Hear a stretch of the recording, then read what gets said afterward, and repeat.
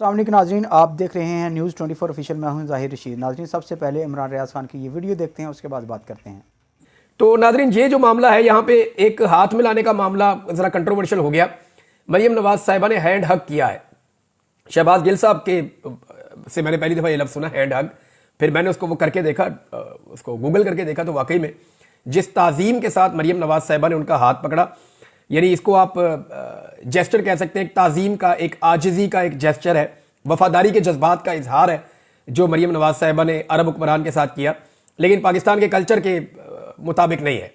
یعنی مریم نواز صاحبہ نیب کے آفس میں پیش نہیں ہوتی تھی، وہ یہ کہتی تھی کہ وہ غیر محرم ہے تو میں وہاں پیش نہیں ہو سکتی، لیکن یہ جو بادشاہ ہے یہ بھی غیر محرم ہے اور اس کے ساتھ جو لوگ ہیں وہ بھی غیر محرم ہے۔ یہاں پہ مریم نواز صاحبہ کو خیال نہیں آیا۔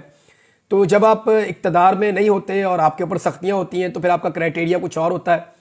یعنی ہمارے سیاستدان بھی کیسی عجیب چیز ہے، جب دل کرتا ہے مذہب کو ایک ہتھیار بنا لیتے ہیں، جب دل کرتا ہے کلچر کے لبادے کے اندر اپنے آپ کو اوڑھ لیتے ہیں، جب دل کرتا ہے محرم اور نامحرم کی بحث شروع کر دیتے ہیں، اور جب دل کرتا ہے پوری طرح سے لبرل ہو جاتے ہیں۔ یہ بیروپیے ہیں ایکچولی، یہ جس دیش میں جاتے ہیں وہ بھیس اپنا لیتے ہیں۔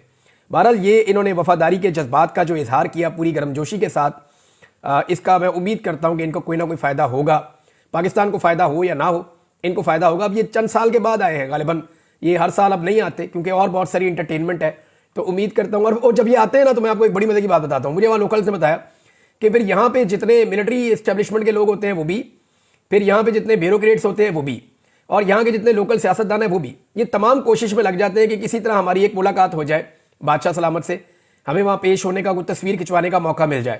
تو یہ تحفے تحائف بھی دیتے ہیں، انعام و اکرام سے بھی نوازتے ہیں بادشاہ سلامت۔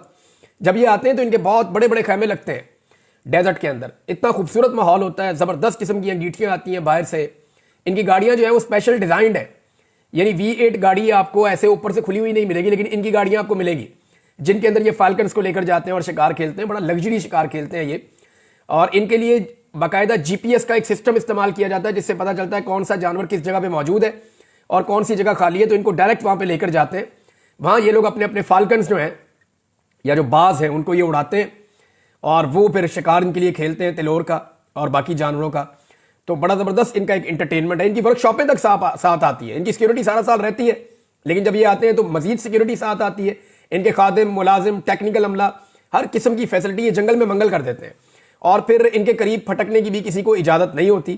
اگر کسی کو آنا ہے تو پھر باقاعدہ پراپر پرمیشن لے کے، کیونکہ بادشاہ سلامت کا یہ انٹرٹینمنٹ کا ٹائم ہے، ان کا یہ چھٹیاں منانے کا ٹائم ہے، ان کے ساتھ ان کا پورا لاؤ لشکر ہوتا ہے جو ان کے لیے انٹرٹین ان کو کرتا ہے ڈیزرٹ کے اندر، تو اس لیے وہاں پہ مداخلت بھی وہ کم سے کم رکھتے ہیں۔ تو کچھ لوگ ملنے میں کامیاب ہو جاتے ہیں، کچھ لوگ نہیں ہوتے۔ اب یہ مریم نواز صاحبہ کے ہاتھ ملانے کے اوپر تنقید ہو رہی ہے۔ ایکچولی PMLN نے اتنا گند مارا ہوا ہے پاکستان میں، عورتوں کے اوپر اتنا زیادہ مارا ہوا ہے کہ وہ تھوڑی سی بھی حرکت وہ بھی کرتے ہیں تو پھر آگے سے اسی طرح کا جواب آتا ہے۔ یہ اب مریم نواز صاحبہ کی مرضی ہے، وہ جیسے مرضی ہاتھ پکڑے۔